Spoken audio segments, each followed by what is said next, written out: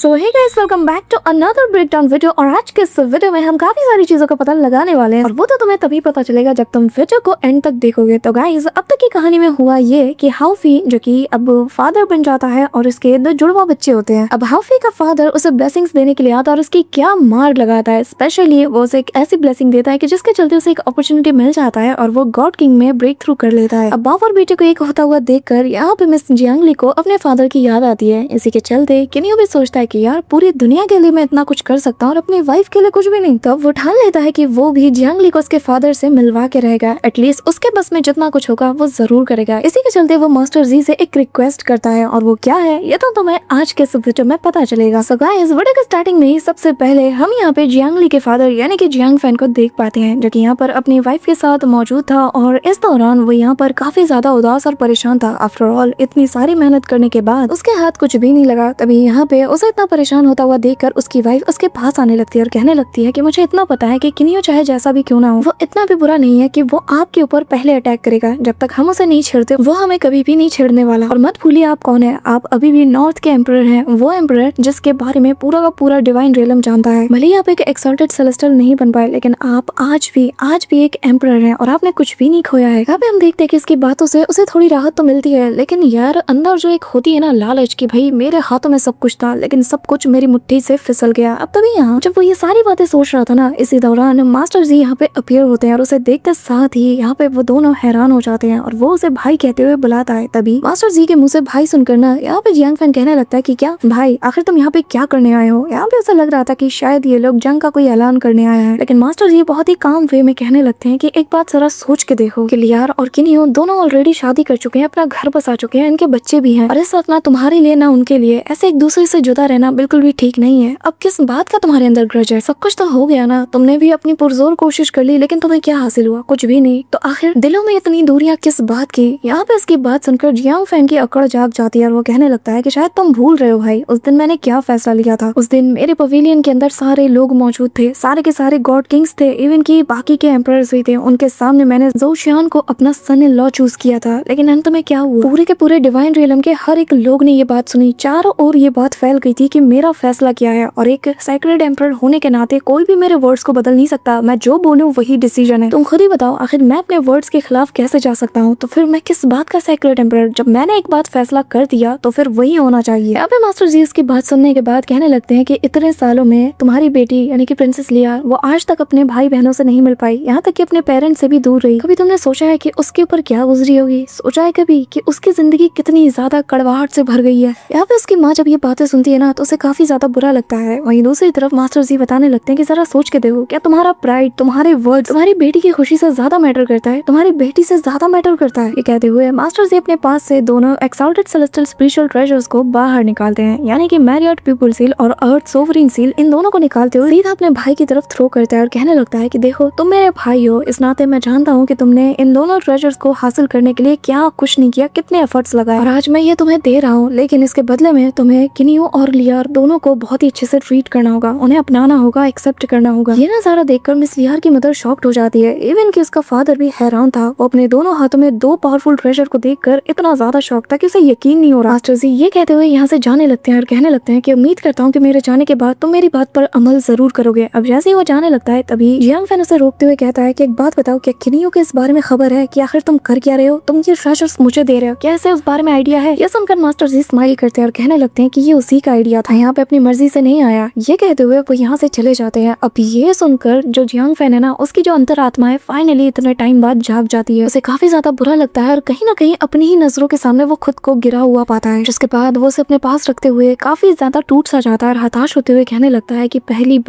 बार मुझे ऐसा लग रहा है कि सच में एक एम्परर होने के बाद भी मैं भी गलत डिसीजन ले सकता हूँ। अब मुझे एहसास हो रहा है कि उस वक्त मैंने एक गलत पर्सन को अपने सन इन लॉ के तौर पे चूज किया। ये कहते हुए वो अपनी जगह पे बैठ जाता है और तभी अपनी वाइफ से कहने लगता है कि मैं चाहता हूँ कि कल तुम हमारी बेटी को मिस्ट सिटी में भेजो। इस वक्त मेरे अंदर तो हिम्मत नहीं कि मैं उसे नजरें मिला पाऊँ, लेकिन अगर वो जाएगी तो लियार को बहुत अच्छा लगेगा और बाकी सबके साथ भी वो मेरी तरफ से मिल लेगी। अब यहाँ पे ये सुनकर उसकी मदर को भी एहसास होता है कि हाँ भाई उसने बहुत गलत किया है। अब गाइस हम जानते हैं कि सीजन एंड हो रहा है और सीजन के एंड में यार सब कुछ ठीक ही हो जाता है। अगर ये कोई ऑर्डिनरी एपिसोड होता है ना, यानी कि कोई नॉर्मल सीजन का एपिसोड होता है, मैं दावे के साथ कह सकती हूँ इनके मिजाज ना ऐसे बदल जाते हैं, इनके दिमाग में फिर अलग ही लेवल की प्लानिंग बनती है। बट यहाँ पे तो स्टोरी एंड हो रही है तो फिर क्या ही कर सकते हैं। अब गाइस सीन शिफ्ट होता है मिस्ट सिटी के अंदर। हम किन्यू और लियार को देख पाते हैं जहाँ दोनों एक दूसरे के साथ वक्त बिता रहे थे। तभी यहाँ पर अचानक से एक आवाज आती है जिसे देखते साथ ही लियार जैसे ही उस ओर देखती है तो हम देख पाते हैं कि असल में उसकी छोटी बहन है और इतने टाइम बाद अपनी छोटी बहन को यहाँ अपनी नजरों के सामने देखकर लियार बहुत ही ज्यादा सरप्राइज थी। अब यहाँ पे इतने सालों बाद अपनी बहन से मिलकर ना उसकी बहन से रहा नहीं चाहता, उससे गले लग जाती है और कहने लगती है कि इतने सालों में मैंने आपको बहुत ज्यादा मिस किया। जिस पे लियार भी उसे हक करते हुए कहने लगती है कि मैंने भी तुम सबको बहुत बहुत ज्यादा मिस किया। अब यहाँ दो बहनों का प्यार देखकर किन्मो इन्हें आपस में वक्त बिताने के लिए इन्हें थोड़ा तन्हा कर देता है। अब इस दौरान दोनों एक दूसरे के साथ बैठी हुई थी, काफी बातचीत करती है। इस दौरान उसकी छोटी बहन बताती है कि जब से आपने फ्लोटिंग स्नो सिटी को छोड़ा है ना, तब से यहाँ पे काफी कुछ बदल चुका है। हमारा जो सिटी है ये काफी हद तक डेवलप भी हो चुका है, लोग बदल चुके हैं लेकिन खुशहाल जिंदगी जी रहे हैं, बस मदर एंड फादर को छोड़ के। उन्हें हमेशा आपकी याद बहुत आती है, यहाँ तक कि हमारे सामने वो दिखाते नहीं है, लेकिन मैंने नोटिस किया है उन्होंने तो काफी सारी ऐसी चीजें हैं जो कि आपके साथ किया करते थे, उन सारी चीजों को भी अब हमारे साथ करना छोड़ दिया है। यहाँ तक कि मैं बहुत मुश्किल से इन्हें देखती हूँ कि वो लोग कुछ भी करते हैं और स्पेशली अगर वो चीज आपसे जुड़ी हो तो बिल्कुल भी नहीं। खाना पीना तो उन्होंने न जाने कब का छोड़ दिया है, बहुत मुश्किल ही होता है जब मैं उन्हें कुछ पीते हुए देखती हूँ। जिसके बाद वो उसके करीब आती है, उसका हाथ पकड़ती है और कहने लगती है कि भले ही वो हमें बताए ना, लेकिन हम भी उन्हीं के बच्चे हैं, हम फील कर पाते हैं कि वो डीपली आपको बहुत मिस करते हैं। अब तभी लियार जो कि और ज्यादा उदास हो जाती है जब ये सारी बातें सुनती है, तो वो उसे बताने लगती है कि असल में इतने साल बीत गए हैं लेकिन मुझे भी उनकी बहुत ज्यादा याद आती है। हालांकि उन्होंने जो किया है वो मैं भूली नहीं, उनसे एक बहुत बड़ी गलती हुई है, लेकिन उन्होंने आज तक जो मेरे लिए किया है ना, अगर मुझे कभी मौका मिलता है तो मैं उनके इस एहसान का बदला जरूर चुकाना चाहूंगी। अगर उनकी उस एक गलती को निकाल दिया जाए, बाकी मेरे पेरेंट्स पूरी दुनिया के सबसे बेहतरीन पेरेंट्स है। ये कहते हुए लियार और ज्यादा इमोशनल हो जाती है। इस दौरान इससे पहले कि वो कुछ और कह पाती तभी उसकी मदर उसके पास आ जाती है और रोज का नाम लेती है। अब यहाँ इतने सालों बाद अपनी माँ को सामने देखकर लियार कम्प्लीटली शॉक्ड थी कि कहीं वो सपना तो नहीं देख रही। तभी यहाँ अपनी माँ को देखकर वो बस रोने लगती है। अब यहाँ वो जैसे उसके पास जाती है तो उसकी माँ उसका हाथ थामते हुए कहती है कि जो गलती मैंने पास्ट में की है ना, उसका मुझे आज एहसास हो रहा है। सच में मुझे एक वक्त था जब लगता था कि जो जोशियान है वो तुम्हारे लिए बेस्ट हस्बैंड होने वाला है और उससे बेहतरीन तुम्हें कोई मिल ही नहीं सकता, लेकिन एट द एंड मैं गलत थी। सही मायने में तुम्हारी खुशी जिसके साथ है मैं उसे कभी पहचान ही नहीं पाई। पर आज से ये मेरी दुआ है कि तुम हमेशा हमेशा खुश रहो, और अगर तुम मेरी उस गलती के लिए मुझे माफ कर सकती हो और मुझे वापस से अपनी माँ के रूप में एक्सेप्ट करती हो ना, तो इससे बढ़कर मेरे लिए कुछ भी नहीं होगा। ये कहते हुए उसकी माँ रोने लगती है। अब यहाँ पे अपनी माँ के मुँह से ये बात सुन के ना लियार भी इमोशनल हो जाती है और वापस से उसके गले लग जाती है। यहाँ इन दोनों का रियूनियन देख करना किन्यो को बहुत अच्छा लगता है क्योंकि लियार के फेस पर स्माइल देखकर उसे भी बहुत राहत मिलती है। अब यहाँ से सीन शिफ्ट होता है और हम डिवाइन रियलम के बाकी सारे गॉड किंग्स और एम्परर्स को देख पाते हैं जो कि यहाँ पर आपस में मीटिंग कर रहे थे, जिनमें जोशियान भी शामिल था। और यहाँ पे ये लोग वही चेकर बोर्ड गेम खेलते हुए डिस्कशन कर रहे थे कि इस बार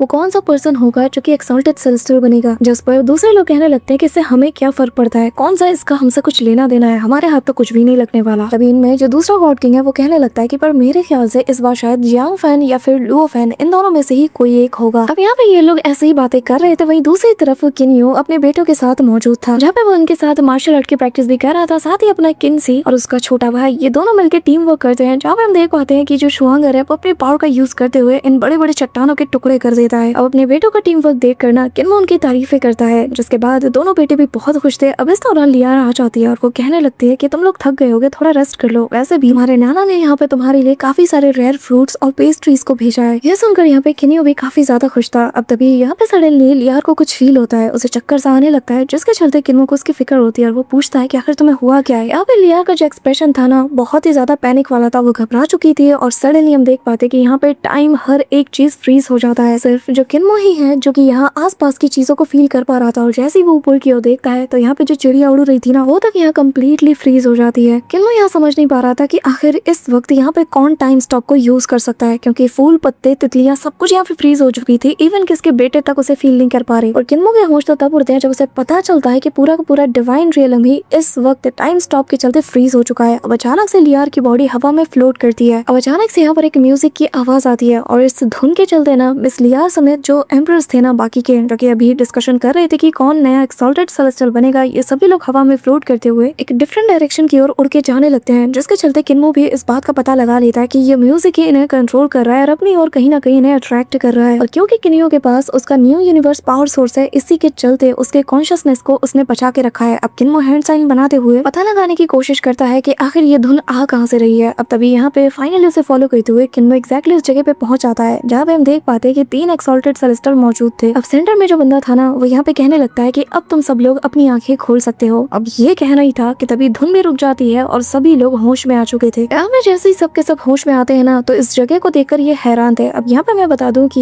यहाँ पे जो थंडर पनिशमेंट सिटी का एक्सॉल्टेड सेलेस्टियल है वो भी मौजूद था। यहाँ पे लियार समेत सभी लोग हैरान थे और कहने लगते हैं कि आखिर हम लोग इस वक्त एक्सॉल्टेड सेलेस्टियल माउंटेन में क्या करने आए हैं। लेकिन यहाँ पे सिर्फ एक ही पर्सन था जो कि असली बात जानती थी और वो थी यहाँ पे ब्लड सी क्वीन, जो कि कहने लगती है कि जब लास्ट टाइम एक एक्सॉल्टेड सेलेस्टियल का चुनाव हुआ था तब भी हमें ऐसे ही समन किया गया था। जो सुनकर ब्लड क्वीन कहने लगती है कि अच्छा तो ऐसी बात है, जिसका मतलब तो ये है कि अब हमारे बीच एक और एक्सॉल्टेड सेलेस्टियल आने वाला है ना। अब रॉक गॉड किंग भी कहने लगता है कि तो फाइनली इतने सालों का जो स्ट्रगल करते आ रहे हैं आज फाइनली इसका एंड होगा। अब सडनली यहाँ पे जो मदर कल्ड्रन वाली जगह थी वो एक्टिवेट हो जाती है और यहाँ पे एक प्लेटफॉर्म जैसी चीज उभर के बाहर आती है जिसके आसपास काफी सारी डिवाइन लाइट अपीयर होती है और सडनली इतने सारे लोगों में दो बंदे हवा में फ्लोट करने लगते हैं। इनकी बॉडी अपने आप ही हवा में फ्लोट कर रही थी और ये थे आशुरा गॉड किंग और जियांग फैन, यानी कि लुओ फैन और जियांग फैन। अब ये दोनों कहने लगते हैं कि आखिर ये क्या हो रहा है, बट सडनली यहाँ पे मदर कल्ड्रन भी सामने आ जाता है और इनकी बॉडी के अंदर से सक्शन फोर्स के जरिए से जो एक्सॉल्टेड सेलेस्टियल स्पिरिचुअल ट्रेजर था ना जो उस कंपटीशन से इन लोगों ने हासिल किया था उसे अपनी तरफ खींच के बाहर निकालती है। ये देखकर सभी लोग हैरान थे और इस दौरान जियांग फैन कहने लगता है कि पर मुझे ये चाहिए, मैंने अभी तक इसे पूरी तरीके से कॉम्प्रहेंड नहीं किया है, उसके टाइम लॉ को मुझे समझना है। लेकिन यहाँ पे जो वाटर गॉड किंग थी ना वो ये देख के हैरान थी कि जो जियांग लैन है यानी कि जो मास्टर जी है उन्होंने अपने अर्थ सोवरिन सील और जो दूसरा ट्रेजर था जिसे कि मैरियट पीपुल सील कहा जाता है उसे अपने भाई को दे दिया। पर क्यों? यहाँ पे सभी लोग बहुत ज्यादा जल रहे थे, उन्हें बहुत ज्यादा जलन हो रही थी। तभी यहाँ पे जो वाइन गॉड किंग है मूकिन वो कहने लगता है कि अच्छा तो इसका मतलब ये है कि जियांग फैन ने हमें धोखा दे दिया, उसने किनी और बाकी सबके साथ हाथ मिला लिया और अपने आप को स्ट्रगल से बचा लिया जिससे कि हम लोग अब तक जूझते आ रहे हैं। हाँ, इसने हमें धोखा दिया है। अब इस दौरान जब सभी लोग आपस में बहस कर रहे थे तो जो मदर कल्ड्रन है ना उसमें हलचल होने लगती है। ये तीनों ट्रेजर्स एक साथ फ्यूज होकर अचानक से एक जायंट से डायग्राम में कन्वर्ट हो जाते हैं जो कि दिखने में काफी ज्यादा मैसिव था। धीरे धीरे करके ये एक अलग ही चीज का शेप लेना शुरू कर देता है जिसको देख कर ना सबके होश उड़ चुके थे। यहाँ पे हम देख पाते हैं कि धीरे धीरे करके एक एक करके सारे के सारे जो पीसेस है वो आपस में लिंक करते हुए एक बहुत बड़े से ट्रेजर का फॉर्म लेने लगते हैं जो कि दिखने में एक डायग्राम सा था, लेकिन उसके अंदर भी दो और ट्रेजर मौजूद थे और ये था द थ्री सील्स का अल्टीमेट फ्यूजन। अब यहाँ तीनों एक्सॉल्टेड सेलेस्टियल अपनी बाहें फैलाते हुए कहने लगते हैं द थ्री सील्स टुगेदर और अब मॉर्टल वर्ल्ड सील के अपीयर होने का वक्त आ चुका है। अब तभी यहाँ पे हम देख पाते हैं कि एक सक्शन फोर्स सा क्रिएट होता है, 7 कलर लाइट्स चारों ओर ग्लो करने लगती है और हवा में ही एक गोल्डन स्क्रोल हम देख पाते हैं जैसे कि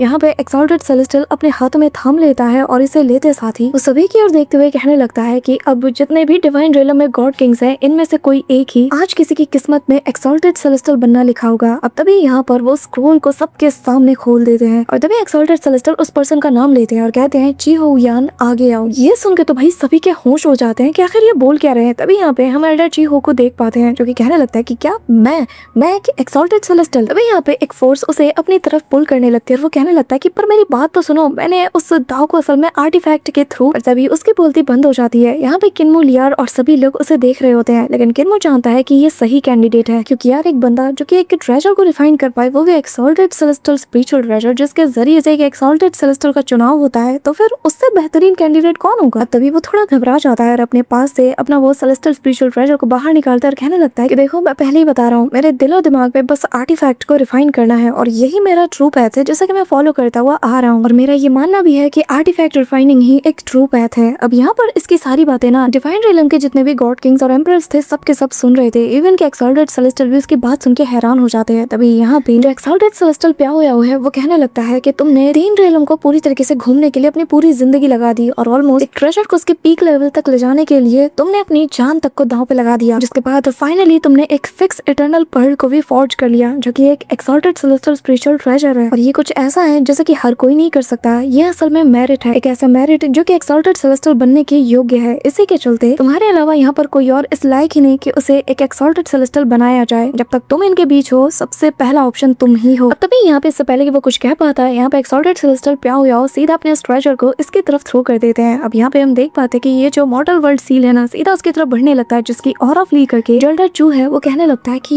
ये तो क्रिएशन की ऑरा है। जस्ट एक्सॉल्टेड सेलेस्टियल प्याओ याओ कहने लगता है कि हाँ बिल्कुल एक exalted celestial spiritual treasure after all एक एक्सॉल्टेड सेलेस्टियल से ही बिलोंग करता है। यहाँ पे तभी वो भी काफी ज्यादा खुश हो जाता है और खुशी खुशी अपना हाथ उस ट्रेजर की ओर बढ़ा देता है और कहने लगता है कि अगर मैं इसे अचीव कर लूँ तो शायद मैं ब्रेक थ्रू कर पाऊँ। अब जैसे ही वो सील को हासिल करता है ना तो वो शान के साथ कहता है कि मैं अब इस डिवाइन रियलम का नया एक्सॉल्टेड एक्सॉल्टेड सेलेस्टियल हूँ। यहाँ पे हम देख पाते हैं चारों ओर डिवाइन रोशनी छा जाती है, काफी सारे मिथिकल बीस्ट से लेकर बाकी सारी चीजें हमें दिखाई देती हैं। और यहाँ पे किन्यू कहने लगता है कि एक ऐसा टाइटल जिसके लिए जो डिवाइन गॉड किंग्स हैं वो कितने सालों तक लड़ते आए, न जाने कितनी चालें चली, क्या कुछ नहीं किया, लेकिन एट द एंड वो लोग एक ऐसे एल्डर के आगे हार गए जिसने की कभी इस एक्सॉल्टेड सेलेस्टियल माउंटेन के अंदर कदम तक नहीं रखा। इसके लिए फाइट करना तो दूर की बात, और ये सब कुछ बस इसलिए हुआ क्योंकि ये लोग कभी उनके इक्वल थे ही नहीं। उन्होंने जो किया है उसके आगे ये लोग कभी नहीं बढ़ सकते। अब यहाँ पे हमें एक नरेटर वॉइस बताने लगती है कि इसने 3 रियल्म्स को पूरी तरीके से छान डाला, न जाने कितने सारे सैक्रिफाइस किए, इवन की 100 से भी ज्यादा जो डिवाइन आर्टिफैक्ट्स हैं उन सबको रिफाइन करने के बाद, इतनी दफा नाकाम होने के बाद फाइनली उसने एक ऐसा डिवाइन आर्टिफैक्ट बनाया जिसके चलते आज वो एक एक्सॉल्टेड सेलेस्टियल बनने जा रहा है। अब यहाँ पे हमें दिखाया जाता है कि कैसे इनका ट्रांसफॉर्मेशन होता है। सभी लोग ये डिवाइन नजारा देख रहे थे और वो नरेटर वॉइस बताने लगती है कि फिक्स एलिमेंटल पर्ल को रिफाइन करने के बाद ही उसे असली नॉलेज क्या होता है इसका पता चला, और नॉलेज ही सब कुछ है। और इसी नॉलेज के दम पर आगे चलकर उसने एक एक्सॉल्टेड सेलेस्टियल के क्राउन को हासिल किया। अब यहाँ पे हम देख पाते हैं कि उस जायंट से हाथ ने जैसे इसे बंद कर लिया था, और अगले ही पल जैसे ही वो अपना हाथ ओपन करता है तो यहाँ पे जो एल्डर शू थे ना, जो कि अब एक एक्सॉल्टेड सेलेस्टियल बन चुके हैं, इनका ट्रांसफॉर्मेशन दिखता है। और जिसके बाद हमें इनका थ्रोन भी दिखाया जाता है जो कि एक जायंट सा हैमर है, जैसे कि एक हाथ ने पकड़े रखा था और दूसरे हाथ के ऊपर ये बंदा सवार था, एक ऐसा सेलेस्टियल जैसे कि हेवन ने खुद चुना है। अब यहाँ पे सभी लोग ये देख के मतलब इस बात को ना वो लोग डाइजेस्ट नहीं कर पा रहे, तो लेकिन किन्यू आगे बढ़कर उन्हें कांग्रेचुलेट करता है। अब किन्यू कहने लगता है कि शायद अब मुझे आपको एल्डर चेहो की बजाय एक्सॉल्टेड सेलेस्टियल चेहो कहना चाहिए, जिसपे सभी लोग भी उसे रिस्पेक्ट देते हैं और ग्रीट करते हैं। तभी यहाँ पे जो एक्सॉल्टेड सेलेस्टियल प्याओ गया है वो उससे कहने लगता है कि जूनियर ब्रदर अब तुम्हें हमारे साथ चलना होगा, हमारे साथ चलो, चल के हम मास्टर से मिलते हैं। ये कहते हुए वो जाने लगते हैं। अब जाते हुए अब एक्सॉल्टेड सेलेस्टियल चेहो किन्यू और लियार की तरफ देखते हैं, उन्हें भी नजरों के साथ अलविदा कहते हुए वो भी यहाँ से चले जाते हैं। लेकिन गाइस जो